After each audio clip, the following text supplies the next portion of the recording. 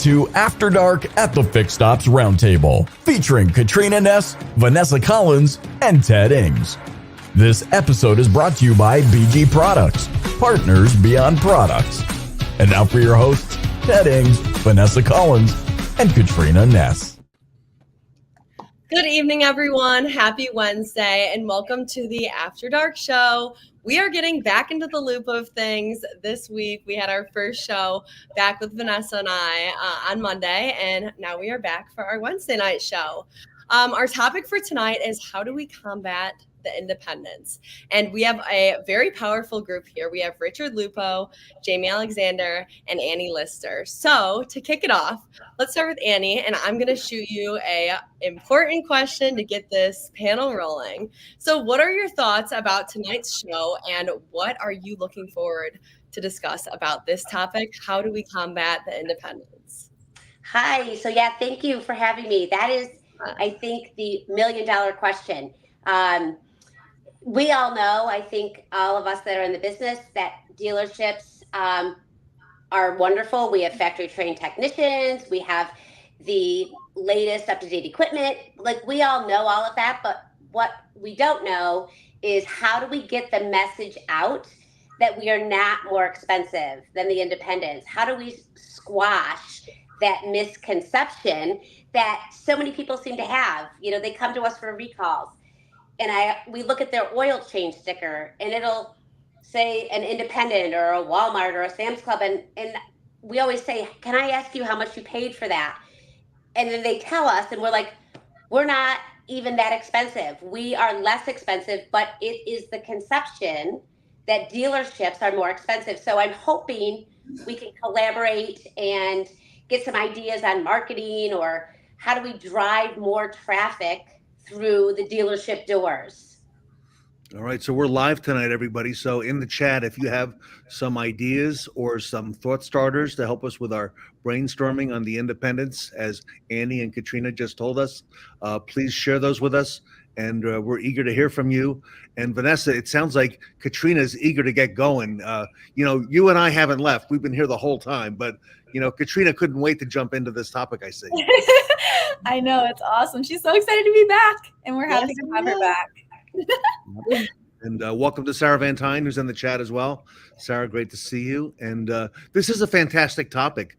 Probably about 2 months ago or so, I did an article, and I did it on LinkedIn in my newsletter. And the article was Quick Lube Shop versus the dealership. And it got a lot of feedback. Annie, I was thinking of calling it Jiffy Lube versus the dealership, but I made it more generic. And part of the stats that are in there are that 65% of people, go to the independents on a whole. And when you look at the average age of vehicles today, I think it just went up in the last week or two. There was a report out there. So it was like 12 point something years. Richard, it's like, 13 going on 14 years now. And, Richard, you've got experience in the independents. Tell us about that. And I want to get Jamie's experience as well, if you don't mind. So I was born into the business. My father had a repair shop when I was growing up, an independent repair shop, and literally born into the business. My first job outside of the family business was with a regional, which is a national chain at this point, Monroe. Graduated from that into owning a Midas franchise. And when we ended our business relationship with Midas, I made a loosely at that time, transferred over into the dealership at that time, and have been there ever since. Okay. And Jamie, you recently came from the independents. Yeah, I just, so my past, most recent experience was for over 4 years. I was running 7 independent Meineke locations, which are full repair shops, you're from lube to, engine work. And I moved from Oregon to South Carolina, and I am now the service manager, service director for Jaguar Land Rover. So it's been a pretty big culture shock, of learning the differences. But I just in the short time I've been there, I'm understanding where dealerships can learn from the aftermarket side of things and how the aftermarket does things. Well, Yep. Jamie, if you don't mind, what are some of the differences that you see right away, having just made the move? If you don't. Well, I think the ease of appointment and the phone call process, we make it really difficult. And where in the independent side, that's something that we preach every day, something that's in our morning message and before we go home. And I think the experience of understanding the importance of getting the customers in, inviting them in, being transparent and getting the check-in process right, because they want their vehicles quickly. And you want the goal to make that happen, but it doesn't always work that way in a perfect world. So I think, being able to set them up at the check-in process and the expectations, we could do a lot better and keep them more happy and engaged. Richard, you were going to say. Oh, I think that there's always opportunity. I mean, we definitely live in our own bubbles, and so it's very helpful to get outside of our bubble. We live in the dealership, and when we get the chance to get the insight from somebody that's as close as Jamie is to the aftermarket, measured in months, not years. I think it's important that we listen and get that perspective and take it to heart. So there's always, when you're not learning and improving, then you're falling behind. And so, there's valuable insight there, Jamie. So it's certain that you and I talk, often enough and message enough that I think that what you have to say this evening is something that's going to be useful for everyone. So definitely very important. Well, thank you. It's really great to be able to collaborate on these things, on these topics, because they are important. I think they're important for the future, health of our retention and, and our growth. Coralie's in the chat tonight, and she's been working with the independents up on the northern border in Canada for a long time. Wrote the book on Service Advisor, and she says independent advisors are often more hands-on with the technicians. Let me get your opinion on that, Jamie, if that's true. And Annie, I want to hear some of the things that you're hearing from your customers, and whether it's directly or through the service advisors or who it's through. So, Jamie, if you wouldn't mind first. Absolutely. I think Carly is absolutely right. So when you're in the aftermarket world, you don't have different departments. Your service advisors or your managers are hands-on with the technicians. We're looking up our own parts and we're understanding what's needed. And I think when you have that, you don't have that separation. There's not doors. You're back and forth between each other, that you get, you have better communication, and you're able to relay that to the guest or the customer in a better way than I think sometimes we do on the dealership side. And again, I've only been in the dealership world for 30 days, so I'm not pretending to be an expert by any means. But I do think with having the different departments that we have a lot of disconnects, and sometimes it becomes like the old-fashioned game of telephone, of putting the parts on, or what the technician is saying, and writing the story and understanding the story and being able to translate it. So, and I'm not saying that's everywhere, but in my world, that's something that I'm trying to work on, is where we can be more streamlined and have a better way of communication, so it doesn't get broken down to where it reaches the guest. Because at that point, once you break the trust with the guest, or you don't sound like you're confident to what you're speaking to, I think that we can lose credibility with that. So I think there's a couple things, Coralie, I wanted to say. I just saw that you had mentioned that there's a lot more parts options. We give our customers options for aftermarket parts in many, many instances.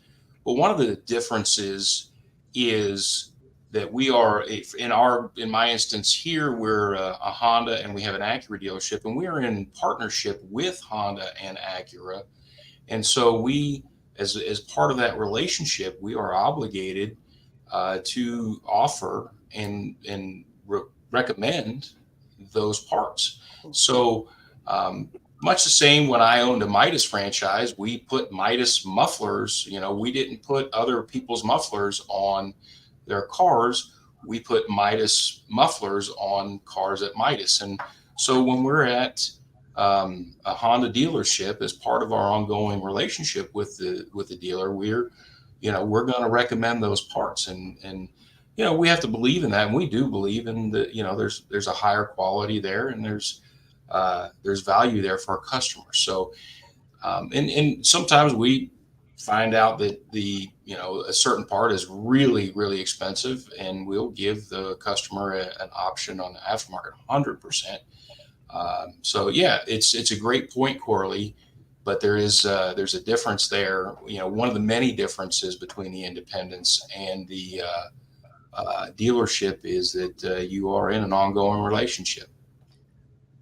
If I could add to that, but I think that, I think there's a misconception there for pricing as well, because in the aftermarket world, you're tied to a certain percentage markup of the matrix. And so I think that would come down to training. And when the customer has the misconception of pricing, I think we could do a better job of explaining, like Hondas or Toyotas, you start going into the aftermarket sensors or the, like the knock sensors or the wiring harnesses, and the aftermarket release of those is almost just as expensive, if not more, depending on the matrix, as a factory Toyota or Honda harness. So if we have the training to be able to explain to the guest or the customer that, hey, the aftermarket design works on 93% of them, but we do see times where that resistance is just a little off. It's not really to spec, and we've seen problems. So you run the risk of taking this intake manifold back off and paying labor, where if you have this part, we can guarantee it for this or that. Because even in what I'm learning in the dealership world, yeah, we can offer aftermarket parts in those cases, but the warranty is a lot less, and the guarantee. So, I think that comes down to training, and I personally am not seeing that huge of a price difference even on the part side of things. I think it's just us being able to educate and speak clearly and confidently to the customers and explaining why we need to do this. I think that's where we're missing the point, just so far of what I'm seeing. Which Annie, I agree. Annie, what are you seeing up there in Yeah, so in New York? I see the same. So we preach the OEM parts, because these parts were made specifically for your car. They will last longer. So I think that we try to build that loyalty with our customers and build that loyalty with our brands. But we always give choices, because let's be honest, most people are sitting in our waiting room and they are, Googling brakes near me, or, Amazon or Sam's Club, or, anything near me. They're on their phones and they have that information right at their fingertips. So we do our best to promote the OEM equipment, and we give them all the reasons why. But at the end of the day, there are people out there that don't care. They just want the price point. So in that respect, you offer them both. And our job is to educate the customers on giving them all the information, all the tools they need to make an educated decision. So we hear a lot, like when people come in for recalls. Like I mentioned, one thing that we like to do is in the service drive, when we're checking them in, look up at the oil sticker and see where they have been for their oil change, and then just kind of start the conversation. Can I ask you how much you paid? Can I ask you how the experience was? And, why didn't you think of us? And more expensive, or convenience. A huge thing since COVID is convenience. People want it when they want it, how they want it. So, that's where the pickup and delivery comes in. That's where, we call that skip the counter. And I think that for us, it's getting the word out there that these are benefits to servicing with a dealership. These are benefits for coming to us. But people think, unfortunately, dealerships are stealerships, and that's what we have to squash. That's what we have to overcome. And how do we do that? I don't know. Like, do we do marketing campaigns?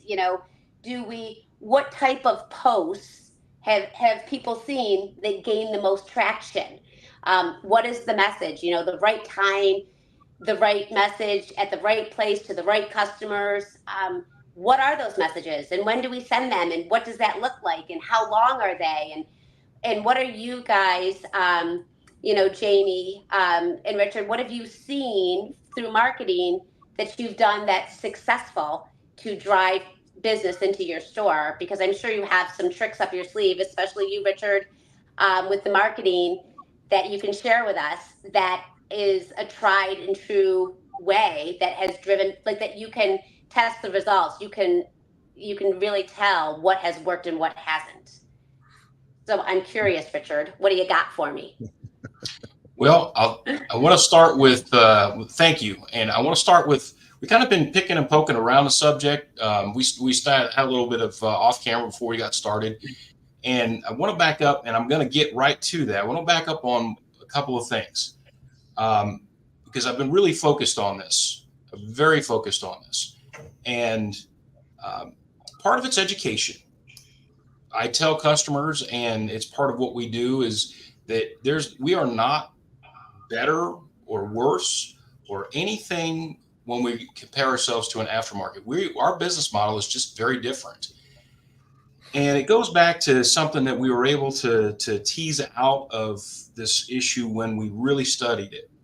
And just even when you start with the physicality, the actual physical structure, when you start with a Meineke shop, you've got 6, 7, 8 bays in a row, and then you got a waiting area at the end of it, and you got a stock room behind it, and it's a square building. It's a very simple structure. It's very easy for the customer to understand. They pull into the parking lot, they see the bays, they see the waiting area. It's a very simple structure, and we call it kind of a square deal. So it kind of reinforces with the customer it's a square deal. It's literally a square deal. It's a rectangle, I guess, but a rectangle deal. So it's very simplistic, and even in my life, it's in most people's life, simplicity is something that we all strive for. So less complex, more better. And so we tease that out of it. And when you walk into the dealership and you've got 27-foot ceilings or 50-foot ceilings and tile floors and big screen TVs, and you see all that, there is a point in a customer's mind that, like, hey, I'm paying for these, these marble floors. And, and so the education has to begin where we have 19 different revenue streams. We sell new cars, we sell used cars, we recondition cars, we tint windows, we spray in bed liners, we service cars, we sell parts. We have wholesale business that goes out the back door to body shops. We have a bunch of different revenue streams, all the different things through finance and insurance, F&I, all of those things. So it starts with that. And so when you get down to educating the customer about the difference in what we do, and specifically with the service department, we have warranty, where we don't see that much in the aftermarket. Of course, when Meineke puts a shock on a car, if it goes bad, they've got to warranty it too, but not to the extent that a dealership does. So all of those things make the deal less simplistic for a customer from their perception. So we started with that when we started really drilling into it, and going down that road, we tailored our advertising to be overly simplistic and very straightforward. And then we backed into that and made sure when we said the oil change was going to be, whatever our pricing point happened to be, if it was $89 or $99, we have a $99 special that includes a oil change, tire rotation, car wash, all that stuff. And we put a BG product in the tank when it's there. And we feel two things. When we put $99 on that, it comes out to $99. There's no hassle. We did all the work to make sure that the parts, the labor are all built out, and it's a one-step deal. It's very clean, very unencumbered, for the customer. There's no hitch in the process. We put all that together, and when it gets to register, it's $99. So that's the very first thing we did. And then the second thing was we drive value, because our customers may not be always completely upfront with us, and they've been to the quick lube place, and it's not the panacea that it's perceived to be when they go there, because they say, oh, well, I'm not going to pay $99 for an oil change, and they venture over to the quick service place. And it's Richard, can I, on the point you're making right now, can I cut in and ask Jami a question? Jami, when you worked at that other company, okay, that had the 7 locations, what was the average ticket? Do you know? Because when it comes to, I think you, it's, go ahead. So last year we closed out our 4th straight record year, and we were running a $552 average ARO and a over 80% company-wide digital inspection rate. Say again, the average RO, how much? 552 average ARO for all 7 stores combined for last year. Yep. Wow.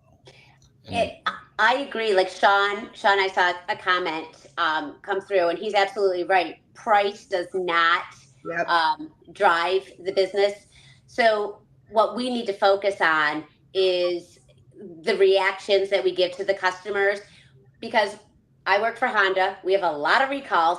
So that means we see a lot of people that, number one, might not have bought their car from us or might not do service with us. So that is our time to shine, to win them over. And that is, we talk about spending money on marketing. Well, that's free marketing. They're coming in to see us because to get a warranty done. So what better time to win them over and educate them as to when they're coming in for a recall. So I agree, Sean, 100%. We are dealerships. We don't want to be the cheapest. That's not what we're here for.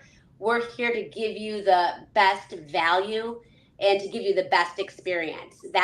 And people don't mind paying a little extra for that. I always say it's like when you go to like McDonald's, you order off the dollar menu, you know what you're going to get. But if you go to a 5-star restaurant, your expectation is higher. And so that you have to perform to those higher expectations. If you want the Jiffy Lubes and the Quick Lubes, if they leave your lug nuts loose, or if they don't tighten your oil, your drain plug, there's that expectation. But if, as a dealership, we cannot fail, we cannot do that, because the expectation is, hey, I'm paying a little bit extra. I expect to be treated differently and have a better experience. So I agree about the price. I need to get some ideas on, and I think maybe it's just awareness. Maybe it's just repetitive out on social media. Like, where are people getting the word out about your dealership? Is it, email campaigns, TV, billboards, radio, and what messages, what type of posts gain the most attraction, gain the most activity? I think that's what I'm interested in, is how do we get the most bang for our buck? And how do we get that awareness? And again, I think it's repetitive. You just, keep doing these little blurbs out there. But has anybody, because we measure everything, has anybody measured like posts, and do certain posts do better than others, and why, and what are those posts? So I'm going to jump in here. We study, I'm big on this. So the biggest thing, and Colton actually, Ted, reinforced this for me. Authenticity is the biggest thing. If my hair's not perfect tonight, or things are not, being authentic, especially in what you're posting, is the most important thing. And when you think about the square deal, the rectangle deal, the simplicity of it, because we fight institutionalism in our dealerships. And if the institution gets too institutionalized, we lack that compassion and that connection to the customer. So we have to fight that. And we can't do anything during those transactions to reinforce those things. So driving the value and being transparent and being authentic in your communications is what drives the retention. And it's from, it all falls under the umbrella. How we chose to model this was through value. the overall arching thing for customers, certainly not a price point, but it can't be outrageous, especially for things that have a very common and perceived value, such as an oil change or tire rotation on an air filter. You just can't get $166 for an air filter. You just can't. You got to be in the ballpark. Yes. So you have to be in the ballpark, especially with very common items that are easily perceived by customers to be of a good value or not of good value. So the overall arching thing is to drive value for our customers. And then either segments in there, authenticity in our communications, clear and transparent pricing, and making sure that when a customer is in our presence, we are always on stage and making sure that we're connecting in that same authentic way to the customer. So those are the things that we have found to take some of the complexity out of the institution of the dealership for the customer and make it more of a square deal. So that's kind of where we have focused, and we've found a lot of traction going down that road. I agree. Like when customers come in for the recalls, a lot of those times we've never seen these customers. So you have to be authentic. You have to connect with them. You have to engage them. Talk, hey, I love the color of your car. You have to find a common ground so you can start building that relationship. Mm-hmm. So, like we talked before when we were off before the panel started, women, a lot of the customers are women that come in and do the service, and they buy on feelings. So how do we have to make sure we make them feel heard and feel valued. And so it's that connection. And I totally agree, Richard, 100%. Well, Jami, go ahead. Yeah. I agree with all of that, but I also think that we could be more consistent. And I think that it's human nature to celebrate the good times and the happy customers, but we don't do a good enough job mitigating or being authentic and vulnerable in the ones that maybe we didn't meet the expectation. People are more forgiving than we give them credit for if we're willing to own a mistake and to ask them the questions and ask them for the opportunity to do better and be better. And I think that our biggest brand ambassadors, especially with the amount of traffic that comes through the dealerships because of those recalls and stuff like, and those type of repairs, that if we can get those people to buy into what we're delivering and what we're offering, we could use our current guests for a great marketing campaign and get out there. I mean, we can be transparent with pricing. Jiffy Lube is actually more expensive many times in these specialty oils and everything else, but Jiffy Lube is consistent. You can argue what they're consistent in, but they're consistent, and we're missing that point. And we got to understand it's each time, every guest, whether they're there for a recall or whether they're there for an oil change or for a big expensive service, they need to be treated like they're our own one and only, and that they matter. 100%. Yeah. I want to also point out that AJ Holtz left a comment here just a few moments ago. And one of the things he said at the very end, Jami, he said also, we need to make doing business with us easier. Okay. I think dealerships somehow, Jami, make it hard to do business. I'm sure you've run into that on both sides. Yeah. I completely agree. It's the easy appointment. And that's one thing that I feel like in everything that I'm learning and having to absorb everything like I am, is the one thing I bring from the aftermarket side is I'm not used to telling a guest no. Let's get them in. Let's get them taken care of. Let's get them down. I don't want somebody waiting 6 weeks for a service or for a coolant leak. Let's get them in and be transparent and get our process right. And we'll have happy guests that will want to return to us. I have a really quick funny story to piggyback on that. We had years ago, we had a GM who, whenever he answered the phone, because he would pick up that phone, if it rang more than 2 times, it would drive him crazy. He would pick it up and I would cringe because somebody would want an appointment. Oh, okay, you want it tomorrow, 3 o'clock? Great. He wouldn't look at his schedule. He would nothing. He would just be like, okay, oh, you want it? Yep, no problem. Write it down here. They're coming in. And, you'd figure it out.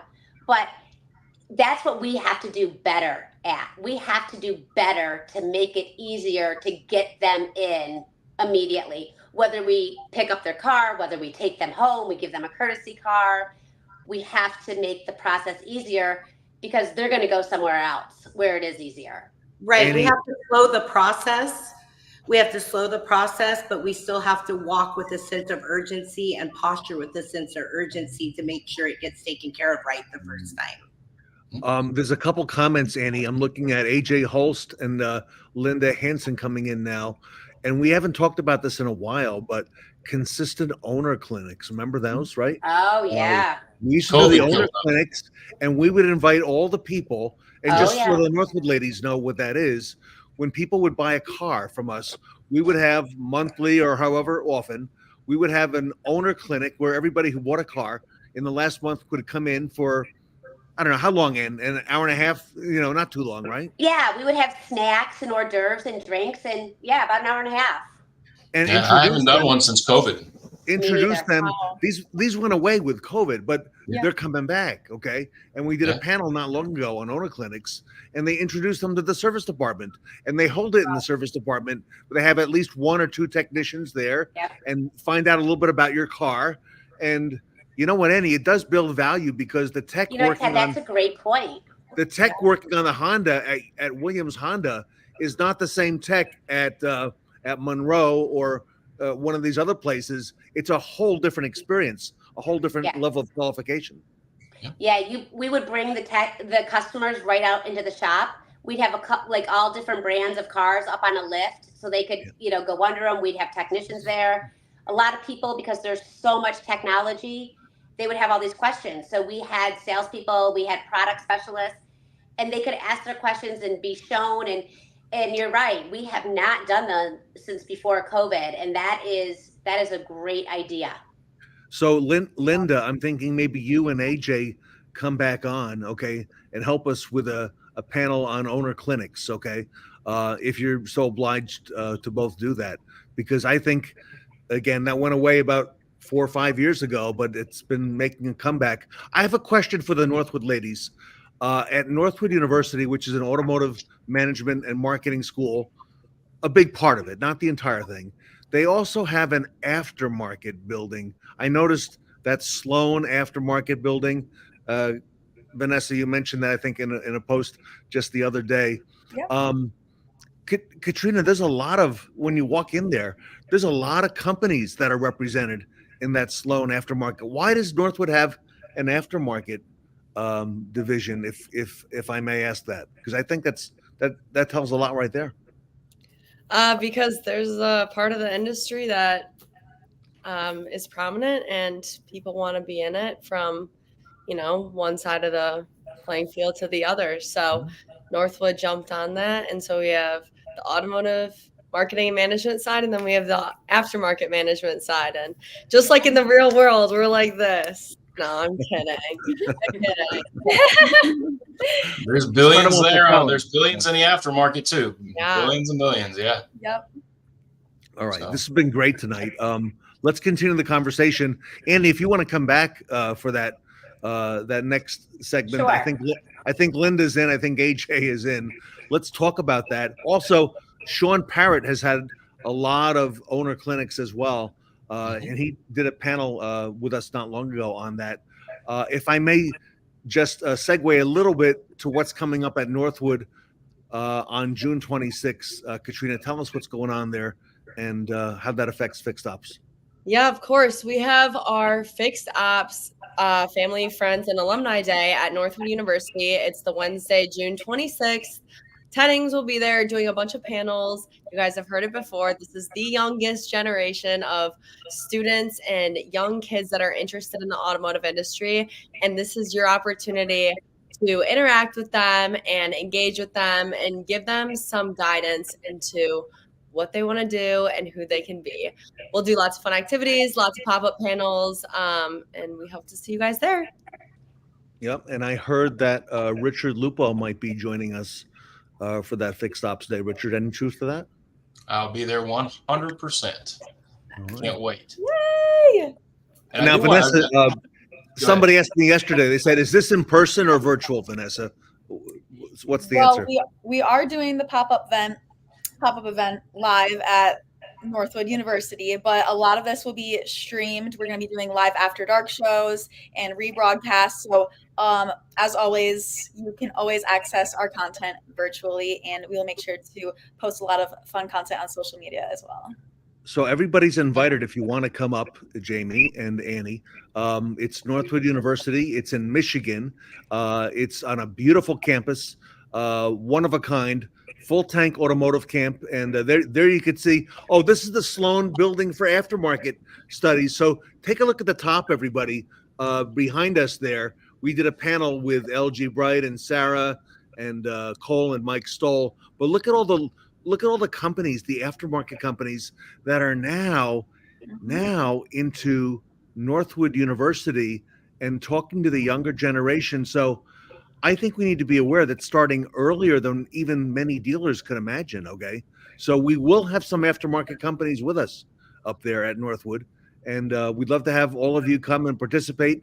It's from 9 to 6 on Wednesday, June 26th of this year. And it's part of the Full Tank Camp. It's sponsored by General Motors, and you'll meet a lot of the Fixed Ops Roundtable personalities there, and we'll have a lot of panels. And Katrina, we're going to have a lot of fun, I think, that day. You got a lot of activities, I see. We are. We're going to have a lot of fun, and the adults are going to feel like kids again. I can only hope. I want to wrap with one. I want to wrap up what I have to say with one additional thing. I saw somebody, I think it was maybe TJ, that said your customers are your best advertisement. Mm-hmm. And it comes down to the core of what I do every day. Okay. Very starting point for me for everything I do is a passage that I became very familiar with in the Bible, and I named my first son after the passage, and it comes down to, by the fruit you will know the tree. Your customers are your best advertising. And if your business is the tree and your customers are the fruit, if you're turning out rotten fruit, your community is gonna know that pretty quickly. So if a happy customer goes out, that's a good piece of fruit being produced by the tree. Your customers out in that community will begin to know who you are, and they will inevitably know somebody who deals with you on a business level. And so by the fruit, you will know the tree. And that's how I go to business. You go to it every day. That's such a good analogy. I love that. On that note, Richard Lupo, thank you so much. Jami Alexander, thank you so much for tonight. Annie, I think this is part one tonight. I think there's a few more coming behind this. What do you think?